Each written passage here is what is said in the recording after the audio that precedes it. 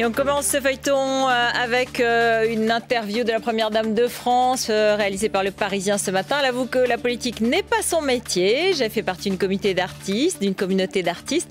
On était bobos, on était de gauche, mais à ce moment-là, je votais en Italie. Je n'ai jamais voté pour la gauche en France. Et je vais vous dire, ce n'est pas maintenant que je vais m'y mettre. Au moins, c'est clair.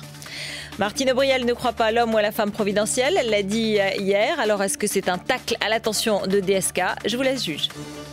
Pour moi, le pouvoir n'a de sens que pour ce que l'on va faire. Et personne ne peut dire en permanence « je suis celui qui va régler tous les problèmes, l'homme ou la femme providentielle ».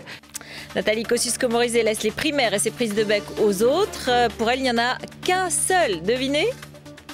Vous ne réussirez pas à nous enfermer dans un parallélisme avec ce qui se passe au Parti Socialiste. Là-bas, on ne sait pas qui est leur candidat. C'est vous qui en parlez. Et à l'UMP, on sait... Il y a des socialistes qui savent aussi qui va comme candidat. On sait tous qui on veut et on veut tous le même. Et vous voulez qui? Mais c'est pas le problème.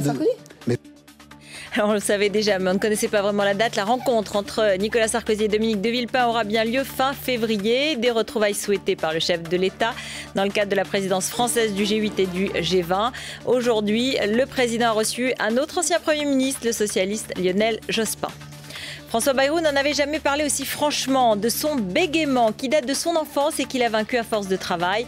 L'occasion, la sortie du film Le discours d'un roi, film présenté aux Oscars et succès annoncé. Révélation inattendue dans l'entretien accordé au journal du dimanche, François Mitterrand aurait aussi rencontré ce problème.